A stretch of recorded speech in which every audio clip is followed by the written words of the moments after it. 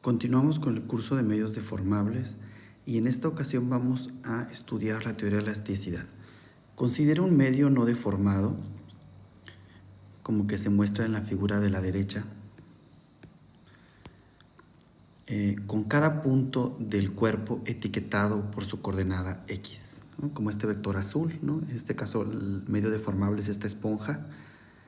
Si deformamos la esponja, cada punto en ella va a pasar a estar en la posición X al vector X', que sería de esta forma, ¿no? Aquí tenemos una imagen donde tenemos el X, el azul, deformamos y se mueve al X', y hay un desplazamiento que sería la diferencia entre X' y X, y lo definimos como el vector U. Este vector de desplazamiento sería el U de X, es igual a X' menos X, y es la ecuación 1. Este vector U evidentemente depende de X, ¿no?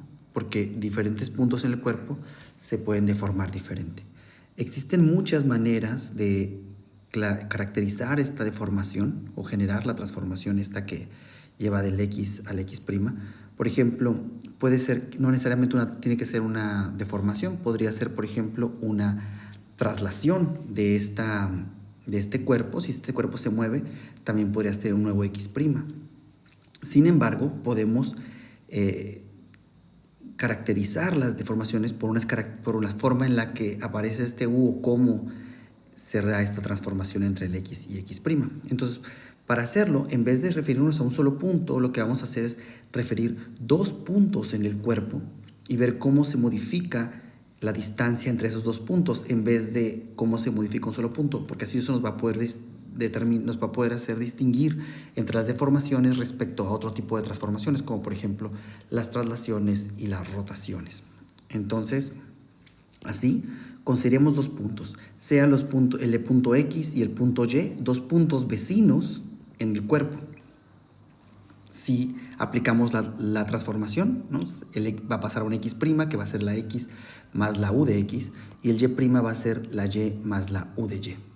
Esto va a ser las ecuaciones 2. Entonces, el X y el Y son dos puntos en el cuerpo, que está el vector verde y el vector azul en la figura que estoy descubriendo.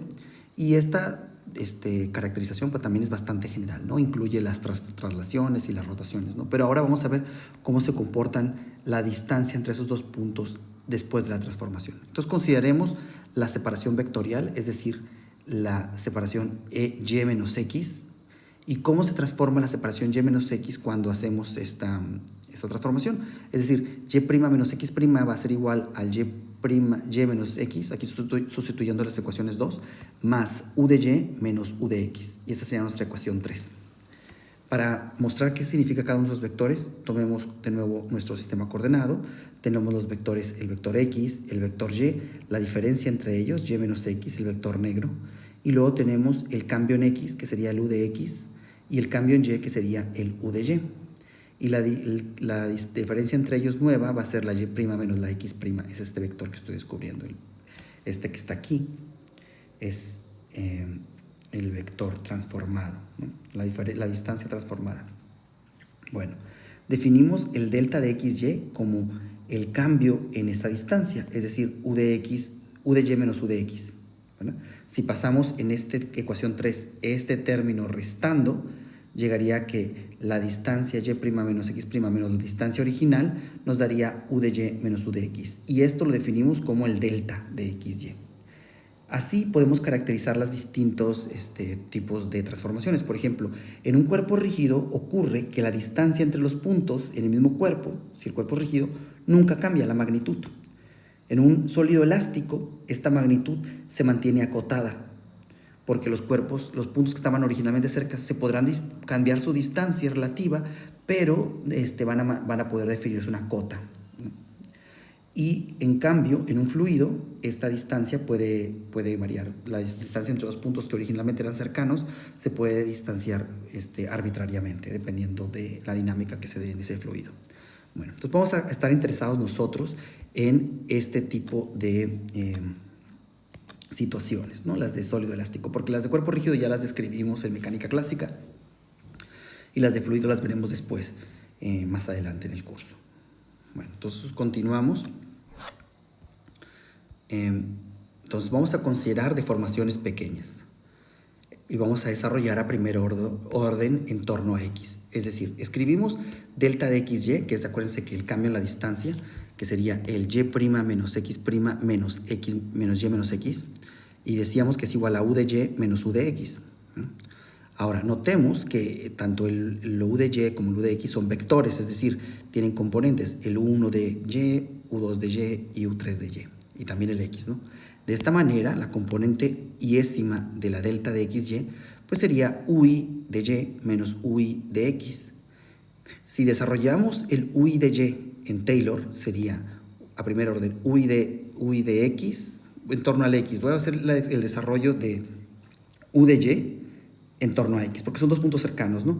Sería la función valuada en el punto de equilibrio, el punto que estamos expandiendo, más el cambio en la función por cada una de las variables por el cambio en esa variable, ¿no? Menos el ui de x. Entonces podemos eliminar el término, el primero con el último término que teníamos, o sea, este se elimina con este, y nos quedaría entonces que la delta de xy en la componente y sería nada más la suma, ¿no? Desde j igual a 1 de y menos x, componente j, derivada de ui con respecto de xj, valuado en el punto x. Esa es la ecuación 5. En una traslación se va a tener pues que el cambio de u con respecto de xj va a ser 0 porque es una constante, porque todos se mueven igual, ¿no? Pues si es por una traslación. Entonces el du en dxj es igual a 0 en las traslaciones. Sin embargo, esto no asegura que la transformación sea una deformación elástica, porque podemos incluir las rotaciones, y eso es lo que vamos a descartar en este momento. Entonces, reescribimos la derivada de ui con respecto de xj como un medio de ui en dxj más duj con respecto de xy más un medio de ui con respecto de xj menos duj con respecto de xy. ¿Qué es lo que hice? Sumé un 1 conveniente. Este menos este, se fijan, perdón, un 0 conveniente, ¿no? Este menos este se eliminan y daría exactamente lo que tenemos a la izquierda. Pero al escribirlo así, hemos separado la derivada de ui con respecto de xj en una componente simétrica, que sería el epsilon de ij, voy a nombrarlo así, más una componente antisimétrica, que sería el o de ij. Esos van a ser tensores reales definidos pues por las cantidades de ahí arriba. O sea, el EIJ sería este primer término, que es el simétrico. Simétrico ante cambio de I por J, ¿eh? Y el antisimétrico, que es este que está acá, que sería el O de IJ. Entonces, EIJ es simétrico y O de IJ es antisimétrico, ante el cambio de I por J, intercambiar I con J. Evidentemente, O de II es igual a 0 porque es antisimétrico, ¿no? Para todo I. Entonces, solamente tenemos tres cantidades dependientes, porque cuando cambiamos I por J nos da menos el mismo cantidad, ¿no? Entonces, vamos a definir tres cantidades para escribir el O y J. Definimos delta de omega k con k igual a 1, 2, 3, tal que me permite escribir el O y J como menos la suma desde k igual a 1 hasta 3 de epsilon de IJK delta de k, delta de omega k. Entonces son tres cantidades que me permiten escribir el O de IJ. Muy bien, entonces por ejemplo, si estoy usando la componente IJ, el tensor de Levi-Civita, ese que término que está, el que está aquí es el tensor de Levi-Civita, ¿no? Que da 0 si es repetidos, y 1 si es una permutación par y menos 1 si es una permutación impar. Entonces por eso podemos escribir las tres cantidades en términos de los delta de omega k. Podemos definir la magnitud delta de omega como la suma cuadrada de los componentes, ¿no? Como si fuera una hipotenusa en 3 dimensiones, y poner la nk como el vector que define, dado por delta de omega k sobre delta de omega, ¿no? O sea, la componente sobre su magnitud, de tal forma que evidentemente la suma de los cuadrados de los nk da igual a 1, ¿no? Vamos, como los delta de omega k son pequeños, pues también el delta de omega va a ser pequeño, ¿no? Y nos va a servir como para dar la magnitud y las n de k para dar la dirección. Bueno, entonces continuamos con el siguiente lámina. Entonces vamos a considerar cambios en este delta de xj. ¿Sí estoy bien aquí? Sí. Bueno, entonces vamos a considerar cambios en este a primer orden. Entonces tenemos el del, la ecuación esta que teníamos antes, ¿no? Y vamos a decir que provienen estos cambios, la derivada de ui con respecto de xj solamente va a tener el término antisimétrico. es decir, la parte impar de la derivada, ¿no? Entonces sustituyo por su expresión impar, ¿no? Que decíamos que se puede escribir como esta suma en términos de los delta de omega, y sustituyo, pero corre la suma hasta la izquierda, va a ser la suma desde j y k, desde 1 hasta 3, de y menos x componente j por el tensor de la h de ikj por la delta de omega k. Esto es la expresión ya en vector, sería la componente y del producto cruz de estos vectores, es decir, en vector sería y' menos x' menos y menos x es igual a delta de omega producto cruz y menos x, ¿no? Esto, si se fijan, es una transformación infinitesimal, una rotación infinitesimal. Entonces estamos mostrando que las componentes impares en la derivada esta generan rotaciones. Entonces una rotación infinitesimal rígida, ¿no? Sin elasticidad, de magnitud delta omega, esa es digamos, la cantidad de rotación, en torno al eje n, donde n es un vector unitario definido como anteriormente. Así, los O de IJ no representan una distorsión elástica, solamente representan una rotación del cuerpo infinitesimal, ¿no? Entonces, el otro término que queda, la deformación interna de un medio elástico, tiene que provenir del tensor impar epsilon de IJ. Entonces, definimos el tensor elástico de deformaciones como epsilon de IJ como un medio de derivada de I con respecto de XJ más derivada de J con respecto de XI. Es la parte simétrica, ¿no? O en inglés le dicen el elastic strain tensor, ¿no? Este se va a anular para rotaciones y para traslaciones, esta cantidad, ¿no? Solamente cuando hay una deformación del cuerpo es diferente de cero y la caracteriza. Entonces vamos a decir que tenemos una deformación elástica del vector y menos x, o sea, 2 puntos en el cuerpo, hay una deformación. Entonces necesariamente la contribución elástica al cambio en esta distancia proviene de una estructura de esta forma, ¿no? Con el tensor elástico de deformaciones. Es decir, teníamos este xy, el vector rojo es la distancia entre ellos, y yo deformo esta esponja y me va a quedar un nuevo vector que va a estar, y el cambio va a estar caracterizado por este tensor elástico de deformaciones. Vamos a asumir que las deformaciones son pequeñas, es decir, el epsilon de IJ es mucho menor que 1, y vamos a ejemplificar estas expresiones y sacar algunas conclusiones. Bueno, en la siguiente lámina tenemos la primera notación. Suponga que y menos x es tal, o sea, la distancia entre los dos puntos es tal que vive en un eje. Tiene magnitud A y vamos a decir que está en el eje 1. O sea, y menos x es igual a veces E1. Es decir, que si tengo la esponja aquí, ¿no? La distancia entre los puntos está en el eje X. Es decir, tengo un punto aquí y tengo otro punto aquí al final, y el vector que los une es el vector A, que yace en el eje E1.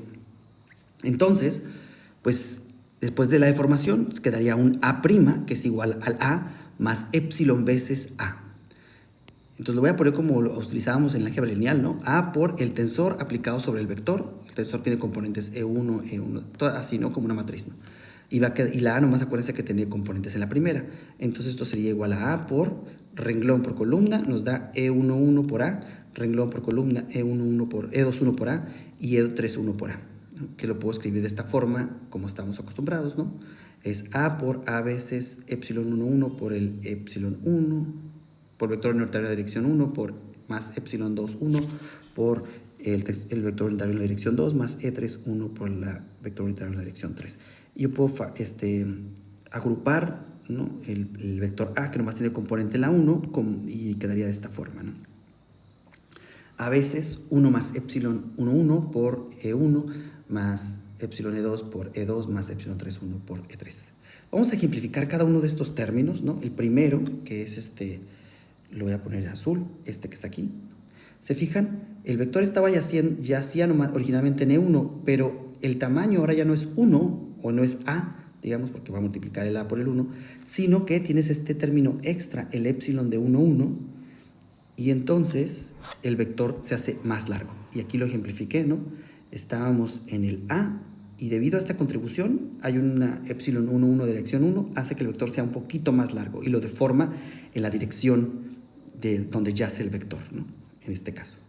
Luego está el otro término que es, lo voy a poner, ¿en qué color lo puse Creo que lo puse en, bueno, por todo lo descubrimos, sería el segundo vector, ¿no? Que es E2 en la dirección 2, o sea, este que está aquí, lo puse en verde, ¿no? Aquí está, es este que está aquí, ¿no? Genera un vector en la dirección E2 proporcional a a la A y E2 veces epsilon 2 por A en la dirección E2, ¿no? Así quedaría este vector. Luego está el último, que sería este vector, ¿no? Que generaría una componente en la dirección E3, ¿no? También proporcional a A, ¿no? Y estaría dado por esta cantidad, ¿no? Al final, ¿no? La suma de todos estos cambios nos daría el vector resultante, ¿no? Entonces lo escribí así. Entonces tiene este cambio, primero se hace más largo, luego hace un vector en la dirección E2 y luego un vector en la dirección E3 y quedaría finalmente el A' en esta dirección. Y así, de esta manera, a primer orden, fíjense que si yo saco la magnitud de este vector a primer orden nada más, o sea, diciendo que los épsilon son pequeños, llegaría a que a primer orden cambia su longitud para ser una prima aproximadamente A más epsilon de 1, 1, ¿verdad? Sí, porque los términos con épsilon cruzados se eliminan, ¿no? Esto de hecho nos puede dar una forma de calcular cuánto vale E de 1, 1, porque puedo despejarlo de aquí y llevo a que E de 1, 1 es igual a A' menos A sobre A. Además, el vector va a cambiar su dirección, ¿verdad? Como lo mostramos en este momento, que el A' apunta en una dirección diferente del A. Esto porque se deformó el cuerpo, ¿no? El cuerpo elástico. Espero que haya quedado más o menos claro. Entonces, ¿qué es lo que llegamos? Es que cuando tienes un vector y deformas el cuerpo, ese vector cambia de tamaño, puede cambiar de tamaño y puede cambiar su dirección. Luego, esto de aquí nos implica algunos resultados que pondré a consideración. Por ejemplo, considere otro vector, que sea el B, que sea perpendicular al A. Es decir, que yazca en el eje E2. Entonces, estos son ortogonales. Fíjense que si yo... Entonces, el A' decíamos que es ¿no? Cuando después de la deformación. Si yo aplico la misma deformación al B, porque pues es el mismo cuerpo, el B' es igual a B más epsilon veces B, ¿no? Entonces sería el 0, B0, más el tensor aplicado sobre ese vector. Y lo único que me quedaría, si hago renglón por columna, me quedaría B' es igual a B veces epsilon 1, 2 por E1, más 1 más epsilon 2, 2 por la dirección E2, más epsilon 3, 2 por la dirección E3. Ahora, ¿qué pasa con el ángulo entre ellos? Originalmente son ortogonales y el ángulo es, digamos, 90 grados. ¿Cómo es el ángulo entre ellos ahora después de la deformación? Epsilon 1, 2'. Sabíamos que, entonces vamos a calcular el producto punto, A' por punto B' sería A punto B por el coseno del ángulo, y esto a primer orden pues sería sacar el producto punto entre ellos, eliminando términos de segundo orden, sería AB epsilon 1, 2 más epsilon 2, 1. Espero que quede claro esto porque sacas el producto de este término con nada más te sobrevive el 1 con el E1, 2, y luego este segundo con este de acá, sobrevive nada más el E2, 1 con el 1, porque los demás dan de orden cuadrático en epsilon y se elimina. Entonces nos quedaría este resultado, ¿no? Que este es el cambio en el producto punto. De esta forma, como el ángulo es pequeño, ¿no? El coseno de teta es igual a 1 menos ese. Entonces, el ángulo sería 1 medio de pi menos epsilon 1, 2 menos epsilon 2, 1. Y esto es igual a 1 medio de pi menos 2 veces epsilon de 1, 2. Pues acuérdense que el tensor es simétrico y entonces epsilon de 1, 2 es igual a epsilon de 2, 1. Así como cambió el ángulo entre ellos, también van a cambiar pues los volúmenes, el volumen generado pues por tres vectores. Así considere por ejemplo un tercer vector que yace en el eje de 3, ¿no? Que se formarían como la tríada, ¿no? El A en el 1, el B en el 2 y el C en el 3. Y si yo quiero calcular el volumen del paralelepípedo, sería volumen primo es igual a A', B' cruz C'. Bueno, el producto escalar, ¿no? Triple producto escalar. Y eso es igual al determinante de esta cantidad. ¿no? Desde su curso de geometría vectorial. Y si yo saco los productos, pues me daría, hay que transformar el C, pues que nada más tendría un término en el tercero en vez del segundo, ¿no? Y entonces me quedaría que a primer orden sería A por B por C por 1 más epsilon 1, 1 más epsilon 2, 2 más epsilon 3, 3. Es decir, el volumen primado es igual al volumen por 1 más la traza de epsilon. Es decir, la traza caracteriza el cambio en el volumen infinitesimal, ¿no? Es decir, la traza de epsilon, que se puede escribir como la divergencia de U, ¿no? ¿Por qué? Porque cuando tenemos el término simétrico, pues sería la derivada de UI con respecto de XI, ¿no? más un medio de la derivada de UI con respecto de XI más derivada de UI con respecto de XI, pues te daría la derivada de UI con respecto de XI, con cada componente te da la divergencia. Ahora, por otro lado, esto es igual, de aquí puedo despejar, ¿no? De esta expresión, cuánto vale la traza de epsilon, y me quedaría B' menos B sobre B, B' menos B sobre B, que eso sería como el cambio de B sobre B, o equivalentemente la traza de epsilon es igual a la divergencia de U, y si lo pongo en términos de densidad, como el cambio del volumen es un cambio negativo en la densidad, sería menos la densidad sobre la cambio de densidad sobre la densidad, ¿no? Antes de terminar, quiero hacer una anotación porque hasta ahora hemos deducido el tensor de deformaciones solamente a primer orden, entonces podemos ir un poco más allá y voy a hacerlo como lo hace el Landau. Voy a rederivar el tensor de deformaciones. Entonces consideremos que la distancia entre el y y el x es infinitesimal, es decir que y es igual a un diferencial de x más x, y es decir que y menos x es igual a diferencial de x, es un vector diferencial, donde dx es igual a y menos x, ¿no?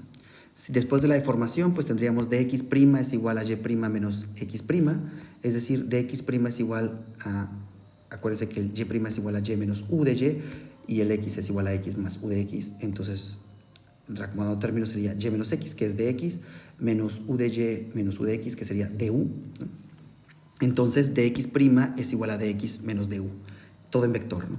Entonces yo calculo la distancia original del vector dx, sería dl, que sería la raíz de los componentes al cuadrado.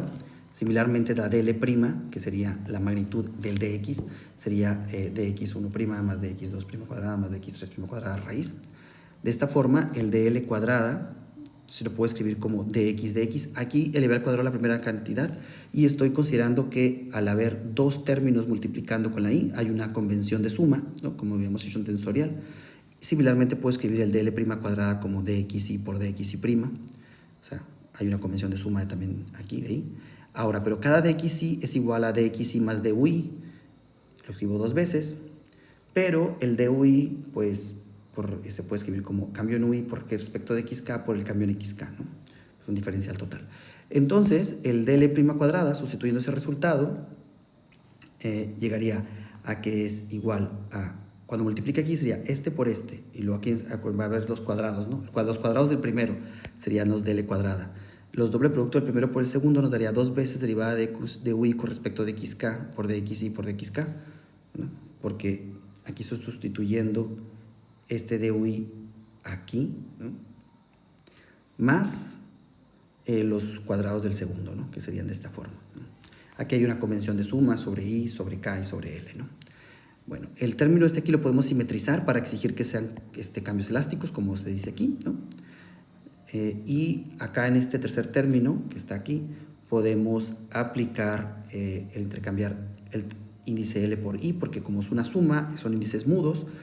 Para poder agrupar, escribir dl' cuadrada es igual a dl más dos veces ui de k de xi y de xk. Y estoy agrupando todo en este término, el uik. Por lo tanto, el uik pues tendría que ser estos dos términos más este de acá, ¿no? Entonces sería un medio de derivada de ui con respecto de xk más derivada de uk con respecto de xi más derivada de ul con respecto de xi, derivada de ul con respecto de xk. Y este es el tensor de deformaciones si consideramos este otro orden, ¿no? Cuadrático. Esto es útil, por ejemplo, cuando las membranas, si hay una deformación de una membrana fuera del plano, el término que sobreviviría sería solo este, y por eso quería rededucir este tensor de deformaciones. Usualmente se desprecia este segundo orden y nomás nos quedamos con los primeros dos, como lo dedujimos originalmente. Aquí vamos a detener el video y continuamos en el siguiente.